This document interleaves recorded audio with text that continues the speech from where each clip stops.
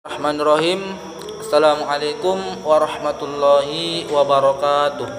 Baiklah, langsung saja saya akan mempresentasikan makalah saya yang berjudul tentang filsafat pendidikan Islam yang dibimbing oleh dosen Herfrizal. Baiklah, yang pertama, mode pemikiran epistemologi keilmuan Islam.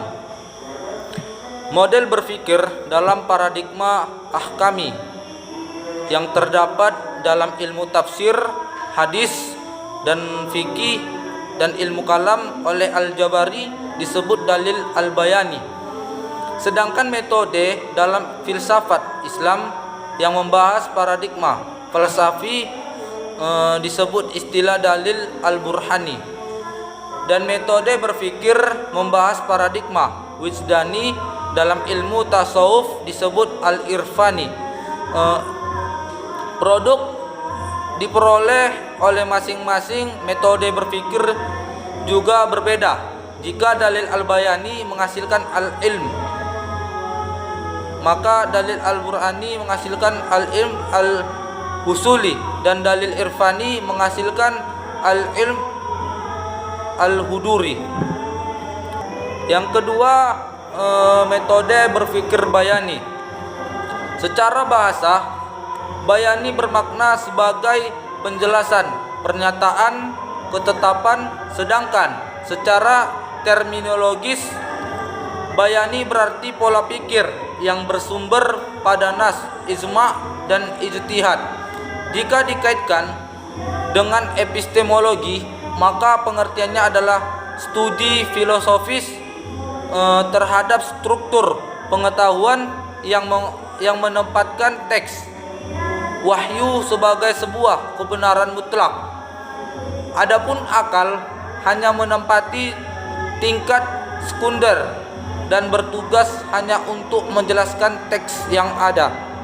Sistem epistemologis pendidikan Islam. Sistem pendidikan merupakan rangkaian dari sistem atau unsur-unsur pendidikan yang saling terkait dalam mewujudkan keberhasilannya. Ketika satu unsur domina mendapat pengaruh tertentu, pada saat yang bersamaan unsur-unsur lainnya terpengaruh. Kemudian kita bisa membayangkan bagaimana mudahnya bagi pendidik barat modern mempengaruhi sistem pendidikan Islam dengan cara mempengaruhi substansi tujuan pendidikan Islam terlebih dahulu. Berawal dari penghargaan tujuan ini, untuk berikutnya akan lebih mudah mempengaruhi unsur-unsur lain. Pembaruan epistemologi pendidikan Islam sebagai kegiatan yang menekankan pada proses sebenarnya, memberikan sinyal bahwa persoalan Islam adalah sebagai persoalan ijtihadiyah yang banyak memberi peran kepada umat Islam untuk mencermati, mengkritisi, dan mengkonstruk formula-formula baru yang makin sempurna. Kemudian pun wahyu telah memberikan petunjuk, tetapi justru petunjuk-petunjuk itu masih perlu dijabarkan secara detail sehingga melibatkan akal untuk melakukan pemikiran-pemikiran secara mendalam. Masalah pendidikan adalah masalah duniawi. Ajaran Islam hanya memberikan dasar dan garis-garis pokoknya, sedangkan detailnya diserahkan kepada akal sehat. Modus bagaimana yang baik dan yang benar berdasarkan realitas. Seharusnya pendidikan telah mengalami dinamika yang cepat, mengingat ada ruang gerak yang longsor untuk mengembangkan logikanya. Semakin longgar wilayah ijtihadnya, semakin dapat mempercepat perkembangannya jika para pemikir Islam berupaya mengembangkan secara optimal. Yang D. Upaya pembangunan epistemologi pendidikan Islam. Pengaruh pendidikan Barat terhadap pendidikan yang berkembang di hampir semua negara ternyata sangat kuat.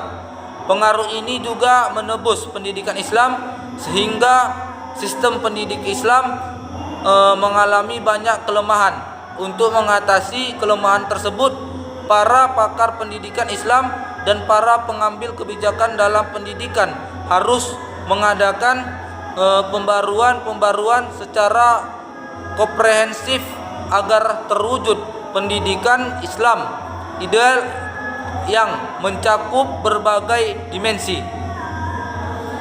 Pada pengembangan terdapat kesadaran bahwa cita-cita mewujudkan pendidikan Islam ideal itu baru bisa dicapai bila ada upaya membangun epistemologinya. Epistemologi pendidikan Islam meliputi pembahasan yang berkaitan dengan seluk-beluk pengetahuan pendidikan Islam, mulai dari hakikat pendidikan Islam, asal-usul pendidikan Islam, sumber pendidikan Islam, metode membangun pendidikan Islam, unsur pendidikan Islam, sasaran pendidikan Islam, macam-macam pendidikan Islam, dan sebagainya. Dalam pembahasan ini, epistemologi pendidikan Islam lebih diarahkan pada metode atau pendekatan yang dalam dipakai membangun untuk pendidikan Islam daripada komponen lainnya, karena komponen metode paling dekat dengan upaya mengembangkan pendidikan Islam, baik secara konseptual maupun aplikatif. Pengertian epistemologi pendidikan agama Islam. Kata epistemologi berasal dari bahasa Yunani, yaitu episteme dan logos. Episteme artinya pengetahuan dan logos artinya teori atau ilmu.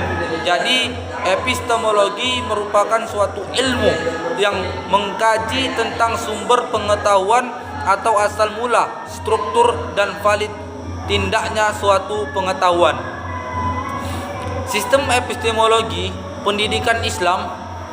Sistem pendidikan merupakan rangkaian dari sistem sub atau unsur-unsur pendidikan yang saling terikat dalam mewujudkan keberhasilannya. Ketika satu unsur dominan mendapat pengaruh tertentu, pada saat yang bersamaan unsur-unsur lainnya terpengaruh. Kemudian kita bisa membayangkan bagaimana mudahnya bagi pendidik berat modern mempengaruhi sistem pendidik Islam dengan cara mempengaruhi substansi tujuan pendidikan Islam terlebih dahulu.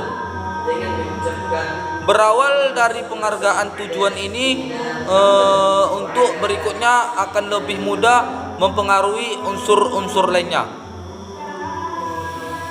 Pembaruan epistemologi pendidikan Islam sebagai kegiatan yang menekankan pada proses, sebenarnya memberikan sinyal bahwa persoalan pendidikan Islam adalah sebagai persoalan ijtihadiyah yang banyak memberi peran kepada umat Islam untuk mencermati,